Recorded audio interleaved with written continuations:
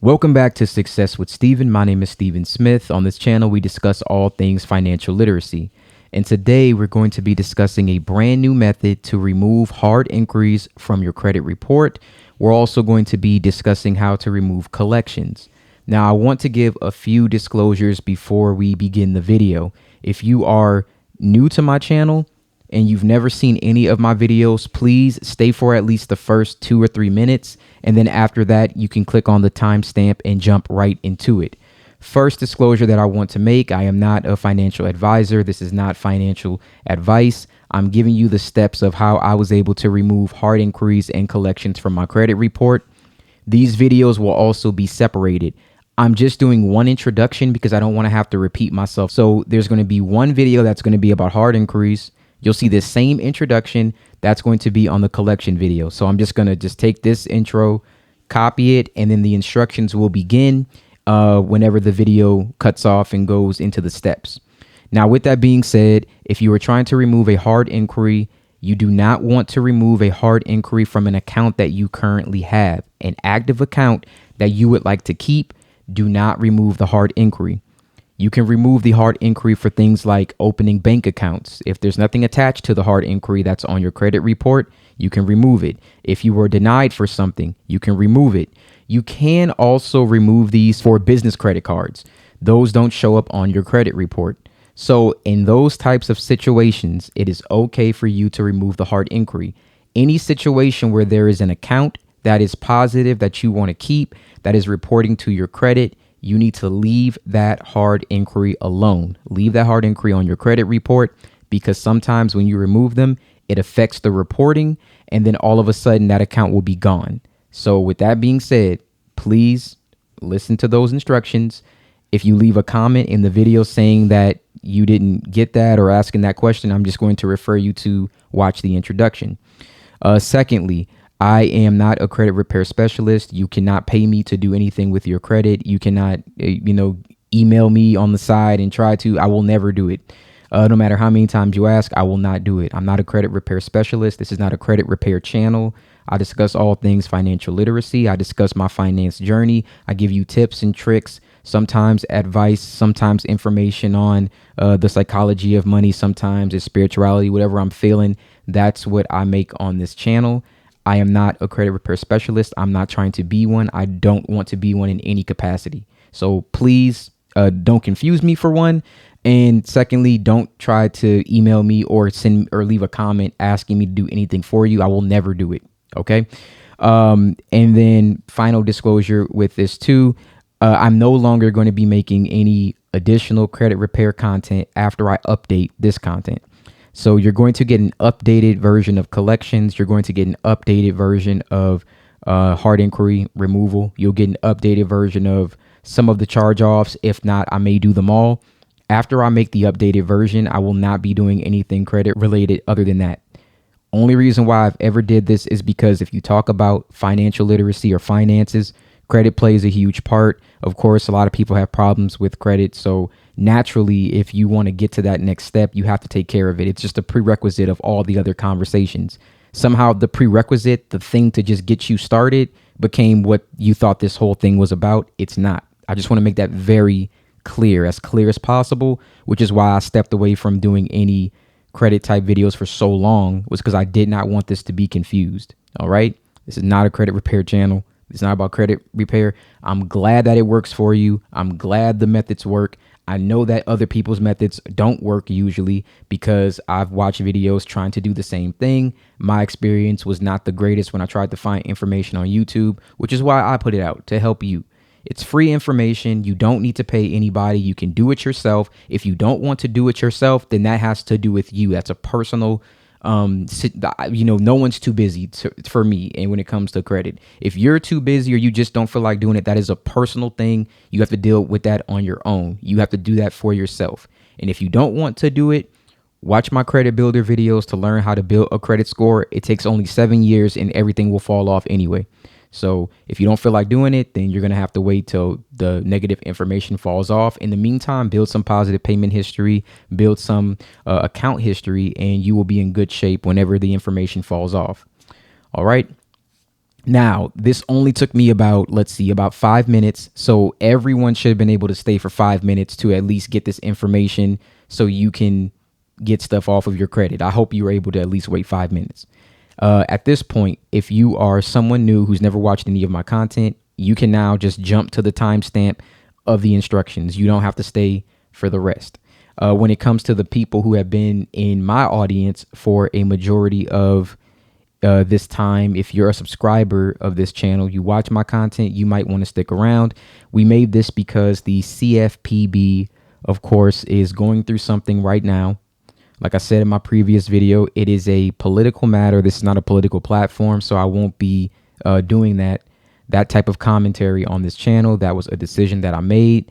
However, I did notice at the time of recording this video, it is February 23rd, 2025, that a lot of people, not just me, have actually been able to confirm the CFPB is still taking in investigations. They've even called, like myself, and confirm that they're still open.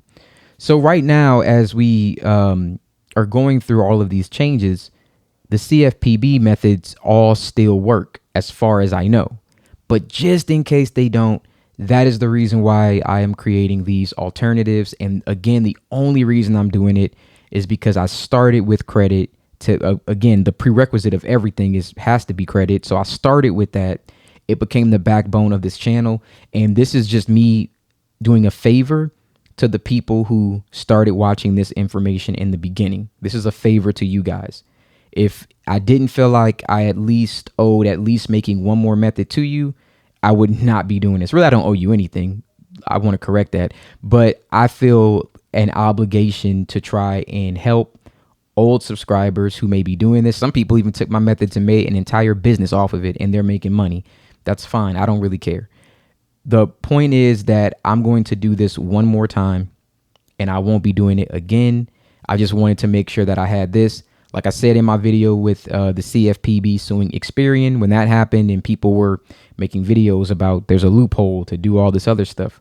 Like I told you guys, all my methods come from your consumer law. It comes from the FCRA. If you want to know how to do anything, watch those videos. So even after I update these methods, you can figure it out for yourself. You can do it yourself. If you apply the information that's there in the law to all of these methods, and you can create as many as you want. There's not one way to do this, guys. There's multiple ways. I actually found a few different ways to do this. So in the end, again, this is the last one from me. And then after that, you guys have to figure it out for yourself. If anything changes in the future between the CFPB method, between this method, then you guys will have to go from there and figure it out. I'm not trying to clickbait you. I'm not trying to just get a bunch of views. I'm not trying to rage or put fear into you with all of these other things that I see. This is just helpful information, and this is a documentation of my journey as I go through changes with finance. So I just wanted to make that declaration because I really want you guys to understand. Grateful for the platform, not a credit repair channel. If I stop talking about credit and no one wants to watch, that's fine with me too. I'll go do something else or make a new platform about something that I care about. But I don't want to talk about it really that much anymore. And I don't want that to be the main focus of what I'm doing because, again, very insignificant in the grand scheme of what I'm trying to do. All right.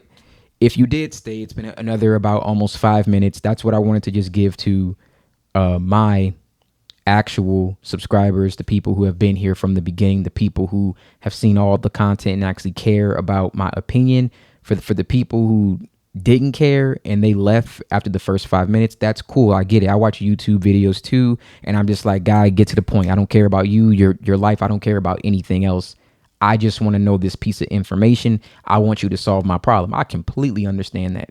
I feel the same way. But, with that being said, understand that I'm a person and I'm not obligated to actually do any of this stuff.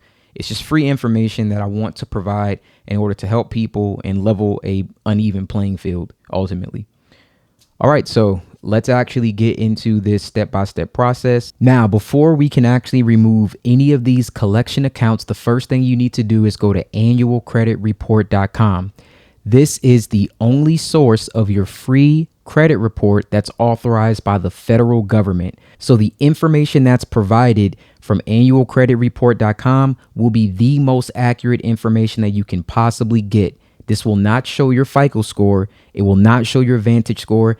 It will only show the report, which is what we need. Now, for the example that we're going to be using, I have a report from Equifax that's going to have a collection account. You want to download all three to make sure all three collections are actually reporting to the same bureau. Sometimes they don't. Sometimes they also report different names. Sometimes they have different account numbers. So you will need to review each and every single one because you want to make sure that the information is the same. If the name or the account number is different, you will need to create 3 different affidavits. I want to repeat that. If the account number, account name is different, you will need to create 3 different affidavits. All right. So let's move on to the next step. Now, here is a collection account that we're going to be using as an example. It's with Spring Oaks Capital LLC. Again, this will look different for Equifax. It will look different for Experian. It will look different for TransUnion. But there's only a few pieces of information that are vital for you to remove this accurately. The first thing that you'll need is the account name. Once again, the account name can change. If the account name is the same on TransUnion, Experian, and Equifax, perfect. You'll only need to create 1 affidavit. If it's different on, let's say, just TransUnion, but the same on Experian and Equifax, then you'll need to create 2 different affidavits in that situation. If it's only reporting to 2 bureaus, then you just need to dispute this with 2 bureaus. So make sure that you are reviewing your credit report before you do this. So this is the name of the account that we're going to be looking at. It is Spring Oaks Capital. So we're going to need this information. My recommendation is taking this information and copying it because you will need it later on. The next thing that you're going to need is the account number. The account number is XXXXX8806. The full account number is the X's. There's no need to try to look for those actual numbers. The number with the X's is the full account number. I've been asked that several times, and I'm going to repeat it one more time. I know it probably seems annoying, but you don't understand that people really don't watch this all the way through. They just jump from section to section and don't actually get the information. This number right here with the X's is your full account number. You need to add all of the X's plus this all at the same time. That is your full account number. All right. Now, the balance that you see here is going to also be some information that you need. If you have a higher balance, like right here, it says high credit, you're going to put whatever the highest balance is. All right. So you want the highest balance. You want the account number. You want the name of the account. And then you also want, let's scroll over. You also want the date open and the date reported. So this account was opened on September 29th, 2022. And it was reported February 22nd, 2025. So we need all this information. We need the date opened, and then we also need the account number and the account name. So write down all this information, put it in your notes, put it in a Google Keep. We will need to refer back to this in a second. All right, for the next step, we are going to go to Identitytheft.gov, and then you are going to click on Get Started. Then you're going to click on I want to report identity theft. You will then click on credit card account. I don't care if you're disputing a collection or whatever the account is, as long as it's a collection, always pick credit card account. You do not have to choose any other option. Every time, just follow the exact same steps. Do not change anything. Click on credit card accounts. If it's a collection with Verizon, if it's a collection with, I don't care what it is, click on credit card accounts, and then we're going to click continue. Right here, we're going to select to open a fraudulent credit card account. Once again, it doesn't matter what type of collection that it is. This is the option that we select, and then you hit continue. And then we're going to hit continue right here as well. All right, so the next thing that we're going to do is enter the name of the company. I just copied it and pasted. You can do the exact same thing. If you have a note right now, then you can just copy the note and paste the information here. This is where the name of your collection is going to go. And you want to put the name exactly as it's shown on your credit report. This is why I kept saying, if you go to TransUnion and it's different, if you go to Experian and it's different, if you go to Equifax and it's different, then you need to make 3 different affidavits. Now, does that always make a difference? Sometimes it doesn't, but I've seen sometimes it does. So just why don't we err on the side of caution and just make sure that we're doing it exactly as we should and not try to take a shortcut? This is already an easy method. Taking a few more steps isn't that big of a deal. So now, when did you first notice the problem? You want to just put whatever month that you are currently in. If you're in February of 2025, then you'll just put that. When you first noticed the problem will be whatever the current month and year that you are in. So we already know the account was opened September of 2022. And what is the estimated amount? Well, now we're going to put the estimated amount that we saw before. And for this account, it was $1,160. Then the last thing we're going to enter is the account number. You can copy and paste this information. The account number was XXXXX. It was 5 X's, 8806. This is the full account number. If it has the X's in it, that is the full account number. And again, the only reason why I'm repeating this is because I've done this before and people will still ask me, what's my full account number? Even when I say that number that has the X's is your full account number. That is all that you need. I've said it before, so I'm just going to repeat it now so that you understand clearly. All right. Now, if you contacted the company, what's the name of the representative that you spoke with? Of course, we don't have that information, so we're not going to use that. Company's phone number, we don't need that. Company's email, we don't need that. Now you can click add another fraudulent account to credit card report. Now this account is right here. If you wanted to continue adding multiple collections, you would then add the name of the account. You would then add the date that you noticed the problem, which is the same month in the same year that you're currently in whenever you're watching this video. And then you're going to add the date the account was opened, which you're going to get from your report. And then you're going to add the amount that it says the collection is with the account number. You are going to continuously repeat this process. Now, as far as I know, you can add up to 5 accounts on one affidavit. So just add 5 and then we'll continue to the next step. And if you have more than that, of course, you'll have to create a second affidavit. Once again, as well, you also want to make sure that if this account is reporting to only 1 or 2 or 3 bureaus, that you're aware of that and you're not sending this to all 3. All right, let's hit continue. Next, you're going to fill out your information in number 2. That's going to be your first name, your last name, your primary phone number, and then you're going to enter your email address. You're going to confirm that, your date of birth, your current mailing address, how long you've lived at this address. Then you're going to select, has the victim's legal name or address changed since the theft occurred? Just select no. And then you're also going to enter no for your military service. If you are in the military and you want to add that detail, then you can, but it's not necessary. Now, the one thing I want to scroll back up and mention, because it does get asked a lot in like the previous video, I'm going to make sure that you understand this. If you submit multiple affidavits, especially in the same day, sometimes it will not verify this code that you're going to get. So you're supposed to enter your phone number. It's going to, you select mobile, it's going to text you a code. Sometimes when you put the same number in several times in the same day or a short amount of time, you will not be able to receive a code. If that happens, clear the cache on your browser, clear the history on your browser. Try to use an alternative browser. This is Safari. I can try Chrome. If that, if all else fails, go to Google Voice, get a Google Voice number and use that number to send the code to. All right. That's all the steps that will solve the problem. You can also try using a incognito window or a private window to see if you can make that work. Any of these options will resolve the issue. Okay, so if you have that problem, please follow those steps. Now, I just got the text message. I entered the confirmation code. As you can see, there's a check. That means that it's good. This is a Google Voice number that I used. Instead of using my real number, I will enter my email address, confirm it, and then continue on to the next step. All right, now we're on step 3, suspect information. Do you know anything about the person who stole your identity? No, not at this time. And then you're going to click continue. Now, have you reviewed a copy of your credit report? Yes. Was there any fraudulent accounts included on your credit report? Yes.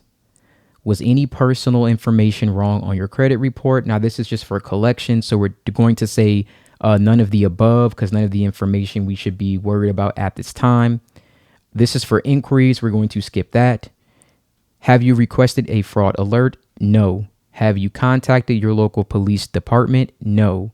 Was your personal information exposed in a data breach? No. Now you could select yes, but it's not going to make a difference whatsoever with the outcome of what happens here. So you can select yes if you want to, but I'm just going to select no. And has a debt collector tried to contact you about an account that isn't yours? The answer is no, and I will click continue here. Now this next section here is the personal statement section, number 5. You're going to put something along these lines. I recently reviewed a copy of my credit report and I was shocked to find I had been a victim of identity theft. I do not recognize this account. Please remove this from my credit report. They or this is hurting my ability to obtain credit. So if you have multiple, then plural, of course, they or this if it's singular. But you're going to do this exact same thing separately for TransUnion, for Equifax, and Experian, depending on what's on there. So you're going to be doing this probably at least 3 times because the information more than likely will be different. So you're going to have to do this 3 times, submit 1 for Experian, 1 for Equifax, 1 for TransUnion. All right. So something along this line is what you're going to state, and then you're going to hit continue. Now, once that's done, you should have your name, last name, your address, your phone number, your email address. It should show the account name, the account number right here, and then it should say, yes, this account is fraudulent, and it appears on my credit report. And then you'll have the date that we're doing this. You're going to scroll down. You're going to check this box, and then you're going to finalize. And then you are not going to create an account. If you create an account, you will not be able to make new affidavits in the future, at least not with the email that you used. All right. So I repeat, do not create an account. So no thanks. Submit without an account.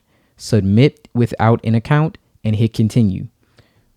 And once this is done, we can download the report here. I'm using a Mac. For me, when I go to download the report, it brings up this page, which is usually my print page. But if you go to PDF here, then you can click Save as PDF.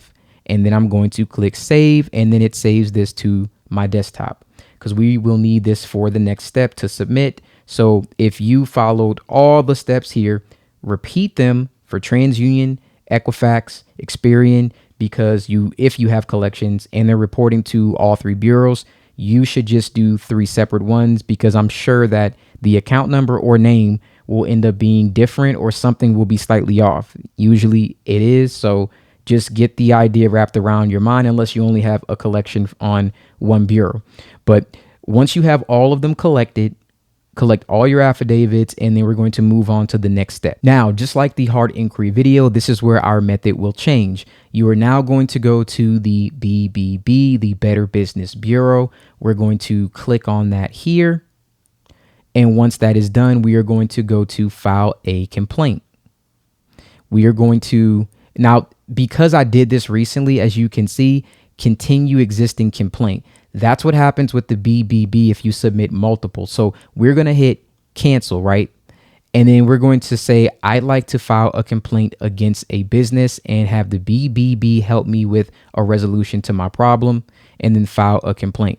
I'm actually glad that that came up because the alternative to that, if that ever comes up, you can just open up a new browser, clear cache, same thing. It'll work here, but let's type in Equifax. Now, once you typed in Equifax, you're going to scroll down, and then we're going to look for the P.O. Box 740256, Atlanta, Georgia. Now, if you don't know the P.O. Box to dispute with Equifax or TransUnion or Experian, a quick Google search will show you. On my hard inquiry video, I show the one for Experian. For this example, I'm showing the one for Equifax. But again, you can just go on your phone right now and Google credit bureau, the name, dispute, P.O. Box. It'll come up and you'll know which one. So for this one, we are going to select the one from Atlanta, and then we're going to move to the next step. Now, is this complaint solely about buyer's remorse? It is not, so we're not going to select that. It's going to be no to all the above questions. Now, is this an employee complaint? No. Does this complaint seek criminal penalty? No. Has this complaint been filed in court? No. Are you a business attempting to collect money? The answer is no. So we're going to click continue after we said no to everything. Now, you're going to enter your first name, your last name, your email address, the phone number that we're using for this dispute, and then you're going to enter your address. I want to make something very, very clear. For the Better Business Bureau, in a couple of hours after you send your complaint, they will send you an email and they're going to ask you to basically confirm. They want you to actually confirm that you were the person that submitted this complaint. I'm going to show you the example from my email, what that looked like when I did the hard inquiry. I haven't done one for collections, but I want you to see what that's going to appear as, just so that you know. But you need to have your email. That is crucial, an email where you can be reached. All right. So type in all that information, including your email, and then we'll move on to the next step. Now, I want to give another disclosure right here. This says, please do not include any personally identifiable information, including credit card numbers or your social security numbers, when you tell us about your problem. BBB may edit your complaint to protect your privacy rights for yourself and others. Now, you're not going to type in any personal information in this section, but you will be adding a copy of that affidavit, including your driver's license, including your proof of address, and including a picture of your social security card. If you do not, they will respond and say that they cannot verify your identity and they will throw out your dispute and you'll have to repeat the whole process. So that is my recommendation. Did this issue occur within the last 12 months? You can just say yes, because that's going to be when you noticed it. Does your complaint involve a health issue or healthcare provider? The answer is no. Now, in the tell us about your problem section, you will want to just put the exact same information that was included on the affidavit.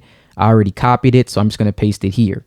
I recently reviewed a copy of my credit report and have found that, et cetera, et cetera.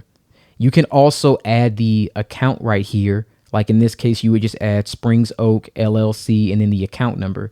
I recommend adding that information there.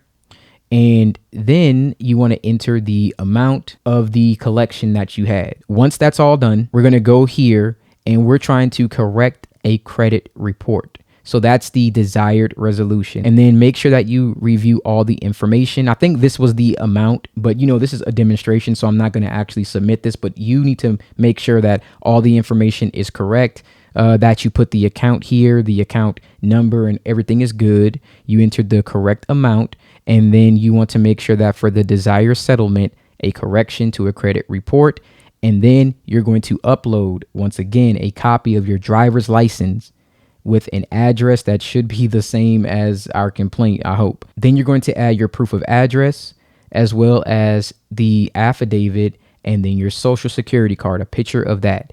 Once that's done, you're going to hit continue and then you're going to submit. You're going to get an email confirming that you've submitted this to the BBB. Once that's done, a couple of hours later, you are going to get an email asking you to confirm this complaint. I'm going to show you what that's going to look like. Now, in a couple of hours, you are going to get an email like this, okay? And it's going to have a link and it's going to have a code. You're going to copy this code and you're going to click on this link. Now, this is a BBB response portal. This is how they will contact you for communication. You only have to actually do this. And then the next confirmations that they give you will be to confirm that you responded. And the last one will be to confirm that the account was removed. All right. They're going to say, before the BBB can assist you, we ask that you provide us with the following: written confirmation that you authorized the submission of this complaint and that you are requesting assistance from BBB, and a detailed description of your own particular concerns. Now, you already sent your original correspondence. They already have that here. Now, the next thing that you are going to do is there's going to be a message. You won't see it here because this one I already responded to. You're going to just respond and simply say, I authorize this complaint. I'm going to show you what that looks like. So see, if I scroll down, it says right here, yes, I authorize this complaint. After that, the next correspondence that you get from the BBB will be to confirm that they received this authorization. And then the next one after that will be to confirm that this account has been removed. Now, this process should take anywhere between, I would say, 3 days to even like maybe 8 days, depending on if you do this on the weekend or holidays. All right. Thank you guys so much for watching this video. Hopefully this was a successful endeavor for you. Let me know in the comments how this worked out for you if you were successful in removing that collection account. I do also want to mention that this does not work for any type of account besides a collection. Please don't ask me in the comments. This won't work for an installment. It won't work for an auto loan. It will not work for any charge off. The only other issue that I ever saw is when it comes to collections that have in-house collections. For example, collections with like your power company and things like that. Collections with things like a firm, afterpay services. A lot of those actually will say collections, but they're really treated like charge-offs, meaning they haven't been sold to a third party. This is for third party collection agencies. This is not for the original creditor. So if you have an original creditor that put a balance into a collection, this method will not work. Treat those like charge-offs. All right. Now, I have seen sometimes where it did work for certain types of collections, but it can be kind of iffy. Collections where the actual creditor still has it, they just have a collection service that does the collection. It really is more like a charge off than it is a collection. And this will not work more than likely, but you can attempt it. If you guys have any questions that I did not answer in the video, I tried to answer any question that I've seen throughout the year that people would normally ask that I had to repeat myself over and over. So if it seemed like I was like irritated at certain points, I'm really not.